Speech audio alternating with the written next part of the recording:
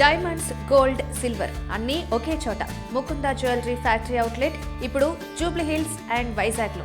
ఇప్పుడు ఆయన చెప్పిన దాంట్లో 200 కోట్లు అని చెప్పారు, మీరు 70 కోట్లు అని చెప్తున్నారు. అంతకు ముందు అందరూ ఏం చెప్పారు, 5,000 కోట్లు అని చెప్పారు. మరి 5,000 కోట్లు అని చెప్పినప్పుడే దాన్ని ఖండించి 5,000 కోట్లు కాదు 200 కోట్లు అని చెప్పి ఆ రోజు చెప్పుకుంటే ఎంత ఎంత యూట్యూబ్లో ఇంత ప్రచారం ఉండదు కదా. అంటే ఒక దుష్ప్రచారం జరిగినప్పుడు వెంటనే ప్రభుత్వం ఖండించాలి. ఖండించకపోతే ఏమవుతుంది, అదే నిజమని భావిస్తారు. సో ఇంత లేటుగా స్పందించడం వల్ల జనాల్లోకి బలంగా వెళ్ళిపోయింది. ఇక్కడ మూసీ ప్రక్షాళన ఎవరు వ్యతిరేకించట్లేదు, వ్యతిరేకించట్లేదు. అదేవిధంగా మనకి ఆ ఖమ్మంలో ఉన్న బోధన ల్యాండ్ల అంశాన్ని కూడా ఎవరు వ్యతిరేకించట్లేదు. కానీ ప్రజల్ని తరలించేటప్పుడు, ప్రజల్ని వేరే ప్లేస్కి తీసుకెళ్లేటప్పుడు ఏవైతే ప్రభుత్వం వ్యవహరించాల్సిన విధానం ఏదైతే ఉంటుందో ఆ శాంతియుతంగా వాళ్ళకి వేరే ప్లేస్మెంట్ ఇస్తూ వాళ్ళని ఇక్కడ నుంచి ఎందుకు తరలిస్తున్నామో వాళ్ళకి వివరిస్తూ ఈ రాష్ట్ర అభివృద్ధి కోసం, ఈ రాష్ట్ర టూరిజం డెవలప్మెంట్ కోసం మనం ఈ యొక్క ప్రాంతాన్ని మీరు ఎందుకంటే చాలా మన దేశంలో జరుగుతుంటాయి. రోడ్లు విస్తరణ కావచ్చు, ఇప్పుడు మెట్రో కావచ్చు, ఏపీలో రోడ్లు కావచ్చు, అమరావతిలో కావచ్చు, ఇవన్నీ కూడా రైతుల నుంచే తీసుకున్నారు, వేరే వాళ్ళ దగ్గర తీసుకోవడం లేదు. ప్రజల నుంచే తీసుకోవాలి, ప్రజల కోసమే పనిచేయాలి.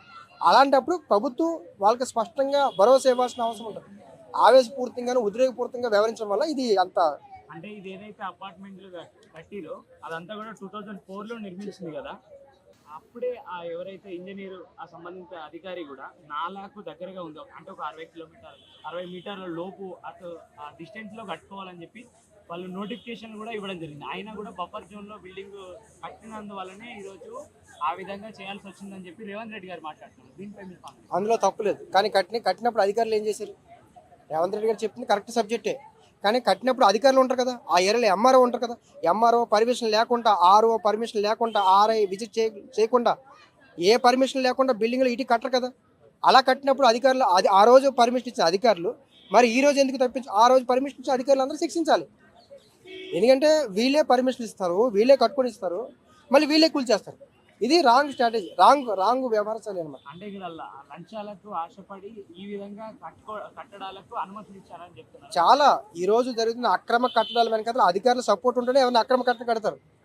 మీకు ఒక అక్రమ ప్లేస్ ఉంది, అది పుట్టుపారుతుంది, లేకపోతే బఫర్ జోన్ ఉంది, మీరు ఎలా ధైర్యం కడతారు? కూల్చేస్తారేమో భయం ఉంటుంది. అయినా మీరు ఎలా కడతారు? అధికారులు సపోర్ట్ ద్వారా మీరు కడతారు.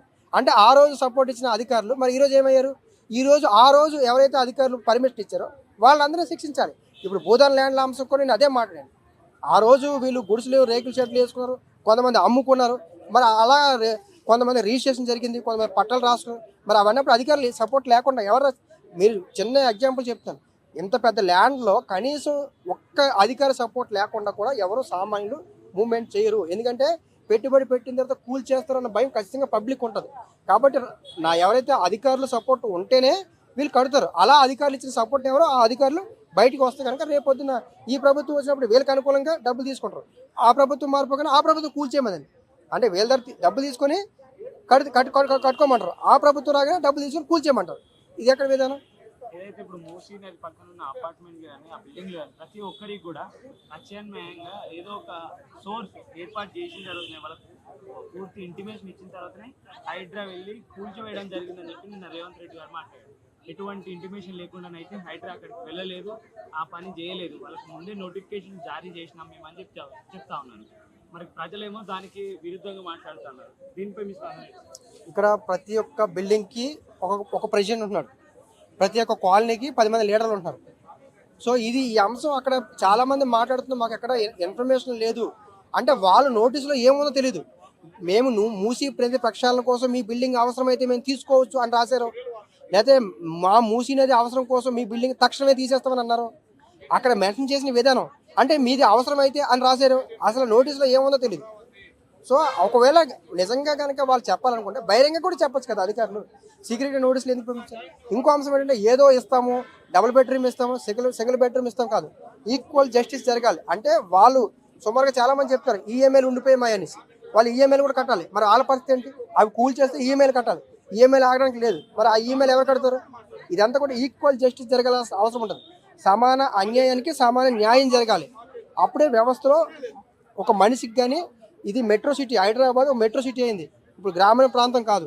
ఇలాంటి మెట్రో సిటీలో ఇలాంటి వాతావరణం కనుక కలిగితే రేపొద్దున అపార్ట్మెంట్లు కట్టాలంటే కూడా ఆలోచిస్తారు. కాబట్టి దాని మీద కూడా ఫైనాన్షియల్ అంశం మీద కూడా పడే అవకాశం ఉంటుంది.